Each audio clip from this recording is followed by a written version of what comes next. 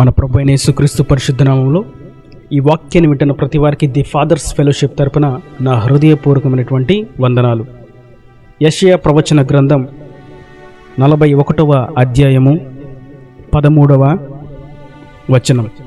నీ దేవుడనైన యెహోవానగు నేను, భయపడకుము, నేను నీకు సహాయము చేసేదనని చెప్పుచు నీ కుడి చేతిని పట్టుకొనుచున్నాను. భయపడకండి, నేను నీకు సహాయం చేస్తాను, నేను మీకు సహాయం చేస్తాను, మీ కుడి చేతిని పట్టుకుంటున్నాను, భయపడకండి. ప్రభు సెలవిస్తున్నారు, భయం మనకు వద్దు, మీరు భయపడకూడదు. దేవుణ్ణి ఎరిగిన వారు దేనికి భయపడరు. దేవుని యొక్క పరాక్రమను, ఆయన యొక్క శక్తి సామర్థ్యతలను తెలిసినవాడు ఎప్పుడు భయపడడు. భయము అనేది బైబిల్ గ్రంథంలో మనకు పలుమార్లు కనిపిస్తుంది, వందల సంఖ్యలో కనిపిస్తుంది. కొంతమంది చెప్తారు బైబిల్ గ్రంథంలో భయపడుకు అని 365 సార్లు ఉంది అని అంటారు. 365 సార్లు నాకు తెలిసే తెలియదు, అంతకంటే ఎక్కువే ఉంది. ఇంచుమించుగా 800-900 సార్లు ఉంది. భయపడకుము అనే మాట ప్రభు ఎందుకు అన్నిసార్లు నొక్కి ఒక్కని చెప్తున్నారు? భయం అంత భయంకరమైనదా? భయపడడం వల్ల ఏదైనా నష్టమా? భయపడితే ఏమవుతుంది అని మనం చూసినట్లయితే సమస్త కీడు ఆ భయంలోనే దాగుంది. ఎందుకు అంత స్పష్టంగా భయంలో సమస్త కీడు దాగుందని మీరు చెప్తున్నారని నన్ను అడిగినట్లయితే, అవును, భయంలోనే సమస్త కీడు దాగుంది. ఎట్లాగా దాగుంది అనంటే, దేనిని గూర్చి భయపడతామో, ఇది జరిగిద్దేమో అని భయపడుతూ ఉంటాము, ఎందును గూర్చి ఆలోచిస్తూ ఉంటామో, చింతిస్తూ ఉంటాము. ప్రభు అంటున్నారు, నీవు నన్ను ఎరగలేదు కనుక నేను నీ కుడి హస్తాన్ని పట్టుకోను. నీవు నాకంటే ఎక్కువగా నీ చుట్టూ ఉన్న పరిస్థితుల గురించి ఆలోచిస్తున్నావు, నాకంటే ఎక్కువగా నేను కృంగదీసేటువంటి పరిస్థితుల గురించి యోచిస్తున్నావు కనుక నేను నీ కుడి చేతిని పట్టుకోను.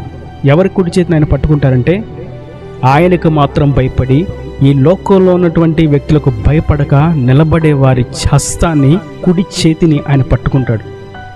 అందుకే ప్రభు సెలవిస్తున్నారు, దేహమును ఆత్మను చంపగలిగిన వాడికి మాత్రమే భయపడండి. అది ఎవరు? నేనే, మీ దేవుడైన యెహోవాను, నేనే. కేవలం దేహమును మాత్రం ఏదో చేద్దాం అని ప్రయత్నించేవాడికి మీరు భయపడొద్దు, అనగా సాతానుగాడు. ఈ లోకము లోకానికి మనం భయపడకూడదు. ఈ భయం గురించి ఇంకా మనం ఒక క్రొత్త విషయాన్ని నూతనంగా తెలుసుకోవాలంటే, బహుశ్రేష్టమైనటువంటి భక్తుడు, యథార్థవంతుడు, భూతలంలో అంతటి ఆధ్యాత్మికమైనటువంటి స్థితి వైరాగ్యం కలిగిన వాడు లేడు ఆ తరం వారిలో అని మనం చూసినట్లయితే ఎవరో వ్యక్తి అంటే అతడే యోబు. ఇంత పవిత్రమైన, ఇంత యథార్థమైన, తన కన్నులు సహితం నిబంధనతో దేవునితో తీర్మానం చేసుకొని నేను కన్యకను కూడా చూడను అని ఎంత పవిత్రమైన, నిష్కలంకమైనటువంటి భక్తి చేస్తున్న యోబుకి అంత భయంకరమైన దుస్థితి ఎలా వచ్చింది? ఒక్కరోజే తన కుమారులు 7, కుమార్తెలు 3, తన యావదాస్తి సమస్తమును కోల్పోయి, నిలువు నీడ లేక, ఒంట్లో ఆరోగ్యం లేక రోడ్డున చెట్టు నీడన పడ్డాడు. ఇంత భయంకరమైనటువంటి దుస్థితి యోబుకు ఎందుకు తటస్థించింది అని మనం గమనించినట్లయితే, కొంతమంది నన్ను అడుగుతారు, యోబుని దేవుడు ఎందుకు అలా అప్పగించాడు? అలా చేయొచ్చా? అలా చేయకూడదు కదా? దేవుడు కూడా అలా ఆడుకుంటాడా మనుషుల జీవితాలతో? దేవుడు ఎందుకు అలా చేశాడు? దేవుడు వాత్సల్య పూర్ణుడు కదా, ఎందుకు అలా చేశాడు అని కొంతమంది అడుగుతూ ఉంటే, సద్భక్తితో బ్రతుకును ఉద్దేశించి వారందరికీ శ్రమ సంభవిస్తుందని మనం 2 తిమోతి గ్రంథం 2వ అధ్యాయంలో చూస్తాం. అయితే దేవుని యొక్క సన్నిధిలో, దేవుని పోలికలో, దేవుని చిత్తానుసారంగా, దేవుని పత్రికగా జీవించాలనుకునే వారికి శ్రమలు, శోధనలు సంభవిస్తే దాన్ని అన్నిటి నుంచి ఆయన తప్పిస్తాడు. అది ఒక కోణం. ఈ కోణంలో మనం గమనించాల్సింది ఏంటంటే, యోబుకి ఎందుకు అలా వచ్చినాయి అంటే, సద్భక్తితో బతుకుతున్నాడు. సాతానుగాడి దాడి ఖచ్చితంగా ఉండిద్ది.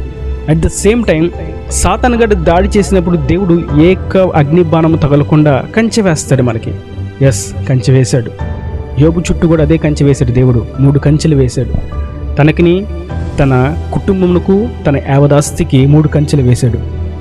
అయితే ఇప్పుడు యోబుకి ఎందుకు ఇన్ని శ్రమలు ఎలా వచ్చినాయి? మరి ఇన్ని కంచెలు దాటుకొని ఆ అగ్ని బాణం ఎలాగ యోబు హృదయంలోకి దూసుకుని వచ్చింది? యోబు జీవితాన్ని ఎందుకు అలాగా ఆ స్థితికి తీసుకొచ్చింది అని చూసినట్లయితే, సమాధానాల కొరకు ఎక్కడెక్కడికో మనం వెళ్ళవసరం లేదు, ఏయేయో పుస్తకాలు చదవవసరం లేదు, ఏదేదో చేయాల్సిన అక్కర్లేదు. కానీ సరిగ్గా మన చేతిలో ఉన్నటువంటి సర్వజ్ఞాన గుప్త గ్రంథమైనటువంటి ఈ బైబిల్ని మనం చదివినట్లయితే సమస్త ప్రశ్నలకు, సర్వ మానవాళికి కావాల్సినటువంటి సమాధానం ఈ పరిశుద్ధ బైబిల్ గ్రంథంలోనే మనం గ్రహించగలుగుతాం.